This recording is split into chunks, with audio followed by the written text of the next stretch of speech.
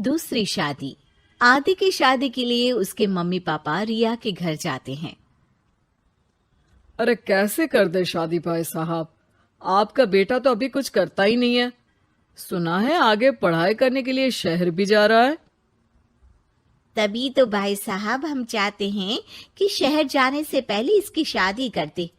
और कमाने का क्या है, हर कोई तो पढ़ लिख कर कमाता ही है।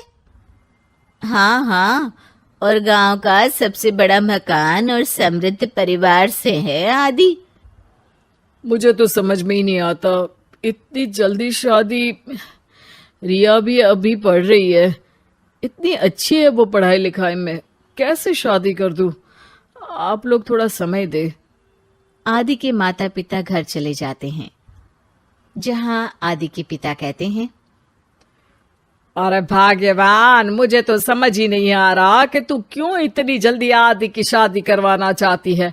पढ़ लिख कर कमाई धमाई करने लायक हो जाए तो फिर कर देना शादी। अरे आप चुप रहिए। रिया जैसी लड़कियों के लिए शादी के रिश्तों की कमी है क्या? इतनी सुंदर, संस्कारी, पढ़ी लिखी और अच्छी परवरिश वाली लड़की है वो। मैं तो छोड़ ही नहीं सकती ये रिश्ता किसी भी कीमत में।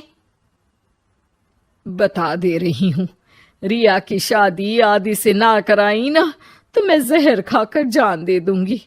पूरे गांव में नाम है उन लोगों का, नौकर चाकर कितने लगे हैं उनके घर में। अरे मेरी बेटी तो राज करेगी, राज। और इस तरह ना चाहते हुए भी रिया की शादी आदि से हो जाती है। अरे बेटी, ये ले तेरी किताबें, पढ़ाई बिल्कुल ना छोड़ना। तू तो मेरी गर्व करने वाली बहू है, बड़ा नाम है तेरा गांव में।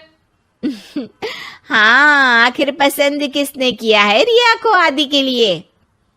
आदि को गांव की रिया इतनी पसंद नहीं होती है। अरे यार, तू तो बड़ा लक्की निकला, रिया जैसी लड़की से तेरी शादी हो गई। अरे लक्की की क्या बात है, वो भी तो मेरे जैसे लड़के की बीवी बनकर किस्मत वाली बनी है ना। अरे अब तो तू रह नहीं दे, ना तो तू कमाता है ना ही पढ़ने में अच्छा है। क्या है तुझ में? बस पैसा, और वो भी बाप का। आदि को दोस्तों की बात पर बहुत गुस्सा आता है। पिताजी, मैं शहर जाना चाहता हूँ आगे की पढ़ाई के लिए। अरे बेटा, लेकिन यहाँ की पढ़ाई तो पहले पूरी हो जाए। नहीं नहीं, अब मैं किसी भी हालत में शहर में ही रहकर पढ़ाई करूंगा। रिया को आदि का ये व्यवहार अजीब लगता है कि अचानक नई शादी के बाद आदि ऐसा क्यों बोल रहा है। खैर, आदि पढ़ाई के लिए शहर चला जाता है और रिया गांव में रहकर सास ससुर की सेवा करती और बचे वक्त में पढ़ाई। अरे देखो, दामाद जी तो शहर चले गए, हमारी बेटी बेचारी अकेली रह गई। उसे कुछ दिनों के लिए यहीं बुला लाओ ना। रिया की माँ रिया के ससुराल उसे लेने जाती है कि उसके सास ससुर कहते हैं, अरे नहीं नहीं बहन जी, हमारा मन तो रिया के बिना नहीं लगेगा। हाँ माँ, इनको तो शहर जाना ही था पढ़ाई के लिए, बस थोड़ा पहले चले गए। माँ खाली हाथ वापस आ जाती है। आदि शहर में मन लगाकर पढ़ाई करता है और इंजीनियरिंग के लिए दाखिला ले लेता है, तो वहीं रिया भी एमए की पढ़ाई में प्रवेश लेकर समाज सेवा में मन लगाती है। तुझे देखकर लगता है कि मैंने तेरे साथ ठीक नहीं किया बेटी। शादी तो करवा दी लेकिन पति का साथ नहीं मिला। अरे तो क्या हुआ, जैसे मैं अपने माँ पापा के साथ थी वैसे अब आप दोनों के साथ हूँ, है ना? सास खुश हो जाती है। अरे सुनो, बहू आदि लौट रहा है शहर से, वो कल आ जाएगा, तुम लोग तैयारी कर लो। रिया ये सुनकर खुश हो जाती है। वो सोच लेती है कि अब वो कुछ दिनों तक आदि के साथ क्वालिटी टाइम बिताएगी। लेकिन जब आदि घर आता है तो उसके साथ होती है एक शहर की लड़की जो जींस और टॉप में होती है। ये मेरी दोस्त है, मेरे साथ रहेगी। आदि उसे अपने मम्मी पापा से मिलवाता है लेकिन रिया से नहीं। रिया सबके लिए खाना लगाती है। अरे ये नौकरानी कितनी सुंदर है, खाना भी अच्छा बनाया है। अरे नहीं नहीं, ये नौकरानी नहीं, मेरी बहू यानी आदि की बीवी है। ये सुनकर लड़की शांत हो जाती है और आदि की तरफ देखने लगती है, फिर वहां से चली जाती है। अरे माँ, क्या जरूरत थी घर की कहानी बताने की? देखा, अब वो बुरा मान गई ना। वैसे भी मैं आप लोगों को बता देता हूं, मुझे रिया के साथ नहीं रहना। मैं शिवानी से प्यार करता हूं और उसी से शादी करूंगा। मैं रिया को छोड़ रहा हूं। आदि ये बोलकर उस लड़की के साथ शहर चला जाता है।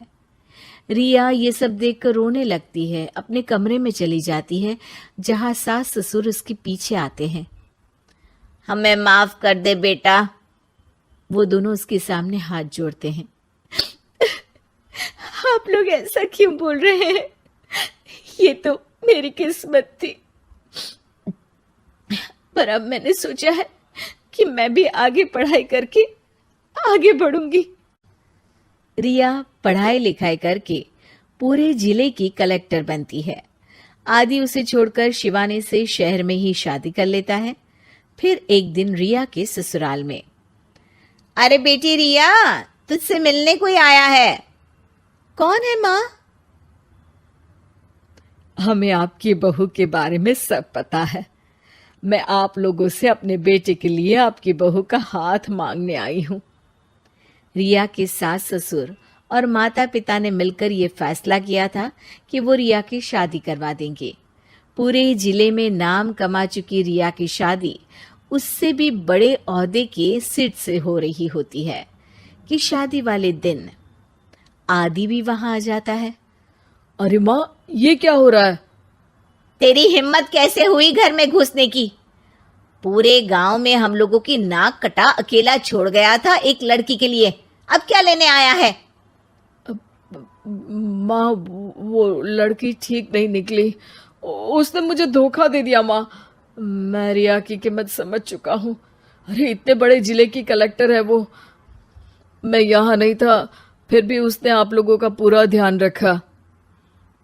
बहुत लेट हो चुका है बेटा। रिया आज अपनी नई जिंदगी की शुरुआत करने जा रही है, अब उसे भी जीने का हक है। वो तेरी सुविधा से जिंदगी नहीं जी सकती। तूने तो हीरा